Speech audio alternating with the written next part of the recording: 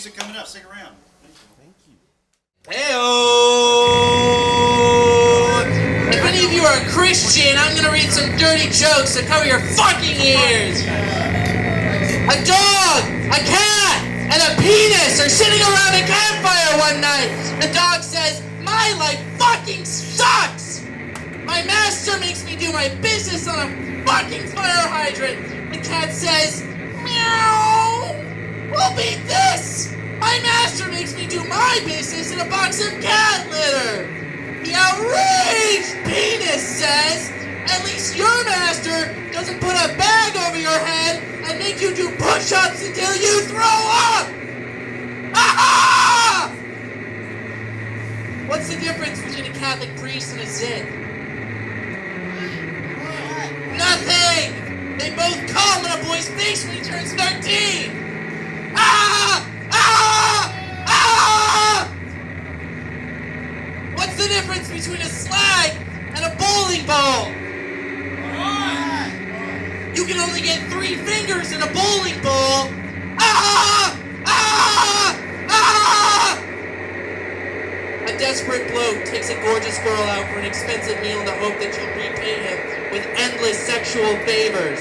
They tuck into their food and she eats with gusto, not usually befitting a young lady.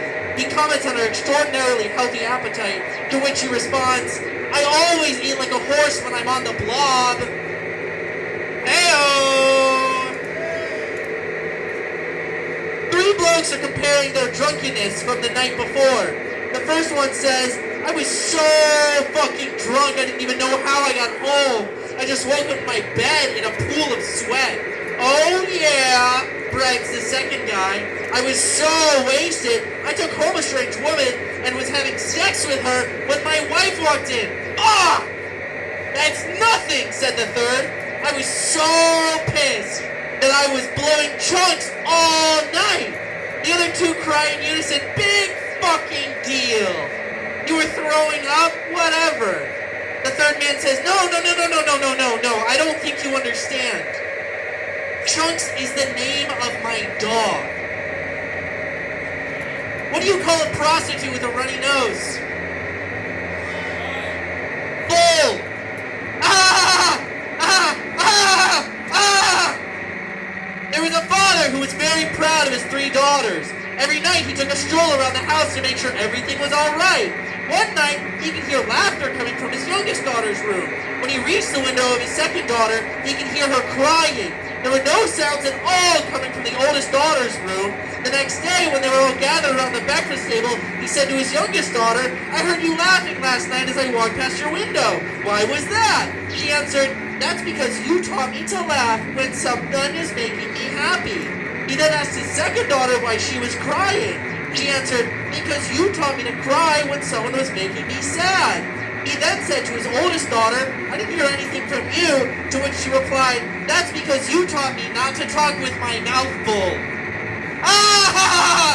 Ah! Ah! That's so fucking funny, right? Right, that's so fucking funny. That's such a good dirty joke. Get it? Because she had a dick in her mouth? Ah! Ah! Ah! Ah! Ah! The wife coyly... A young man calls in sick one day, explaining to his boss that he really can't come into work that day. "Sick? You're always sick," as says his boss. "Just how sick are you today?" "Oh, well, I'm in bed with my 8-year-old daughter." Yikes. That one wasn't good. A man went to a brothel to get some practice performing oral sex on his wife. Weird. The prosie was happy to give him a few pointers and then told him to go for it. So the man went down on her, and as he was, judging by her reaction, pretty good at it. But something strange happened. A couple of minutes into the deed, he felt something in his mouth. He spat into his hand and found a piece of carrot. "Yuck," he thought, but said nothing and continued. A couple of minutes later, he came up with a broad bean. "Fucking hell, this is revolting," he thought. Nevertheless, he said nothing and gave her a filthy box one more shot. A couple of minutes later, he came up with a piece of chicken. He couldn't stand it anymore. "I can't do this anymore. I'm gonna throw up."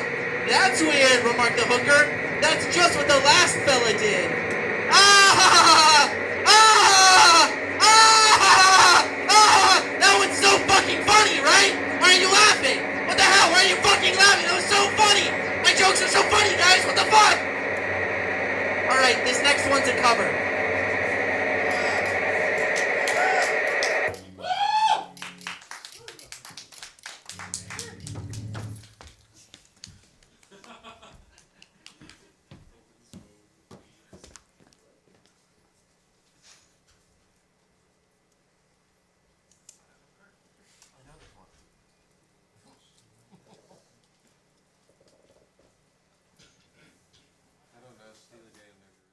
No American citizen would ever want to answer.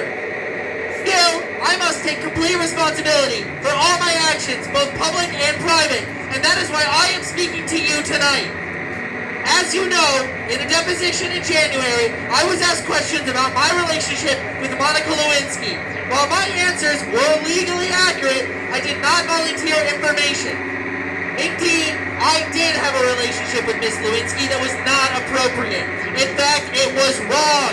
It constituted a critical lapse in judgment and a personal failure on my part for which I am solely and completely responsible. But I told the grand jury today, and I say to you now, that at no time did I ask anyone to lie or to hide or destroy evidence or to take any other unlawful action. I know that my public comments and my silence about this matter give a false impression. I misled people, including even my wife. I deeply regret that. I can only tell you I was motivated by many factors. First, by a desire to protect myself from the embarrassment of my own conduct. I was also very concerned about protecting my family. The fact that these questions were being asked in a politically inspired lawsuit, which has since been dismissed, was a consideration too.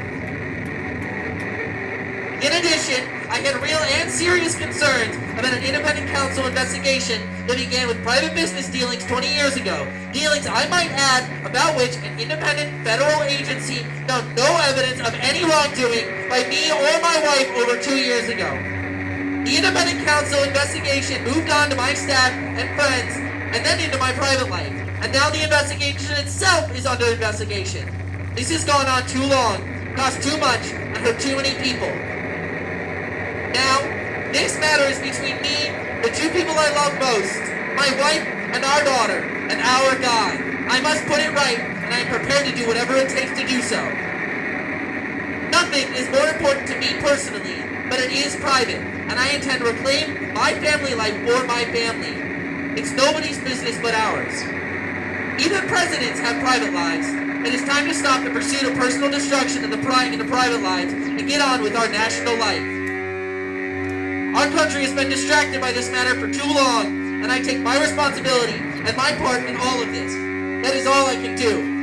Now it is time. In fact, it is past time to move on. We have important work to do, real opportunities to seize, real problems to solve, real security matters to face.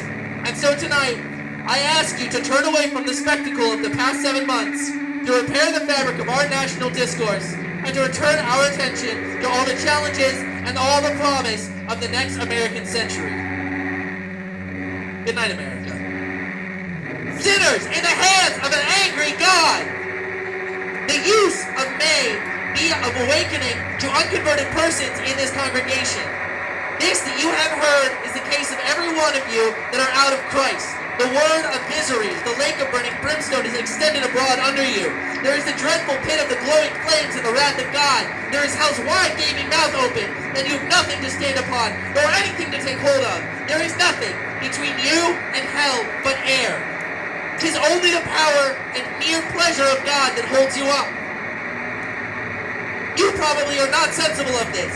You find you are kept out of hell, but don't see the hand of God in it. But look at other things as a good state of your bodily construction, your care of your own life, and the means you use of for your own preservation.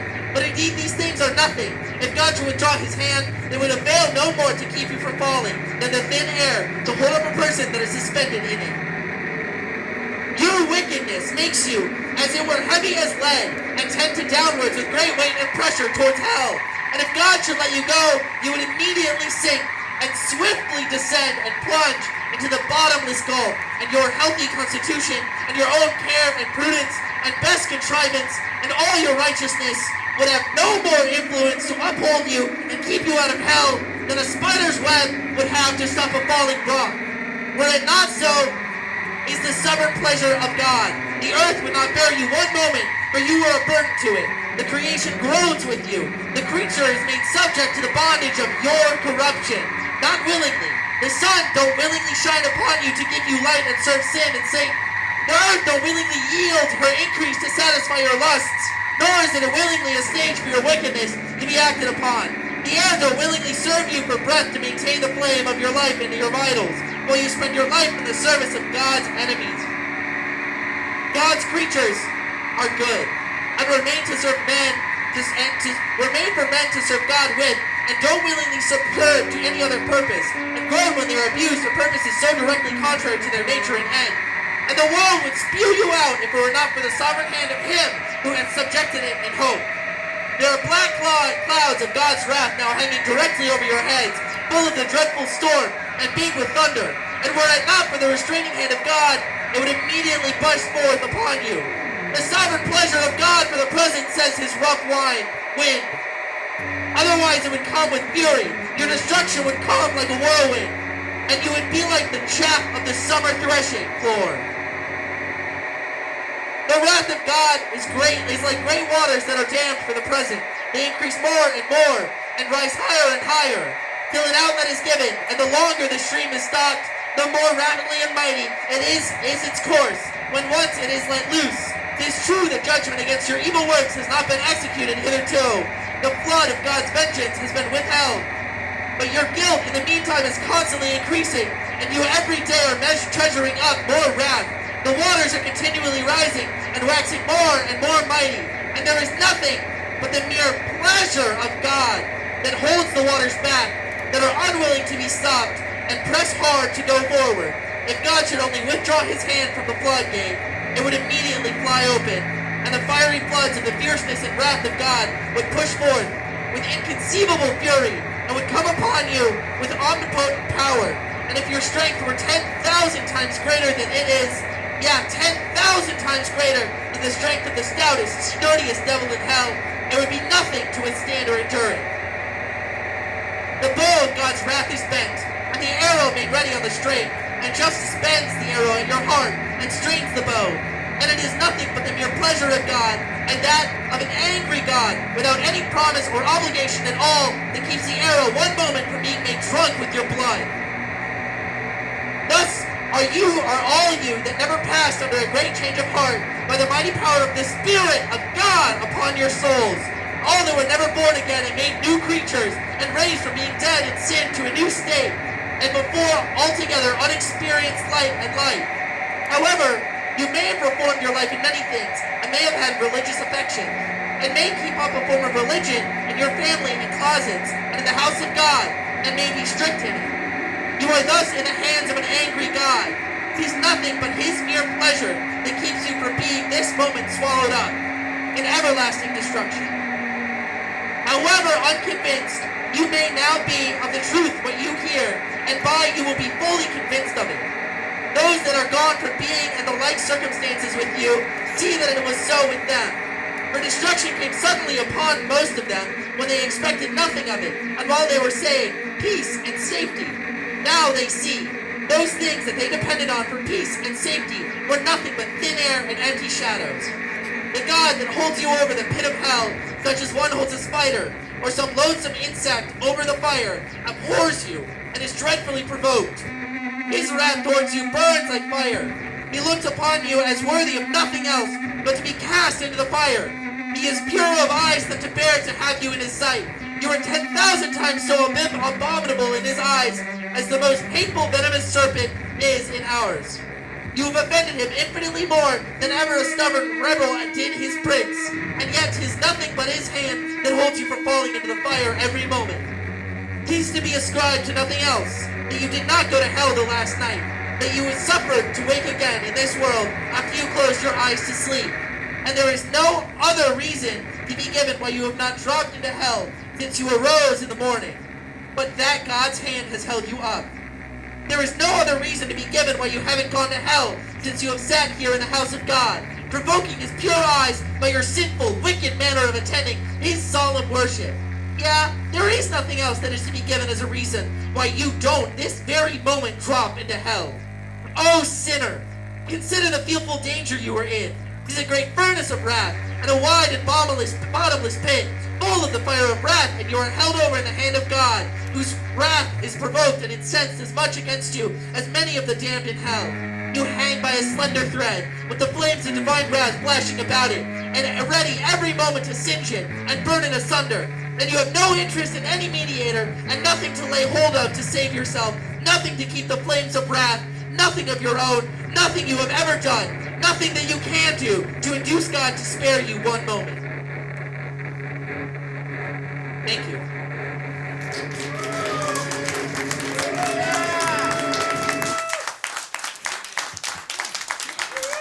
This is Lynn. Give it up for Lynn. And I'm Sean. Don't applaud for me. Rest in peace, Bill Clinton.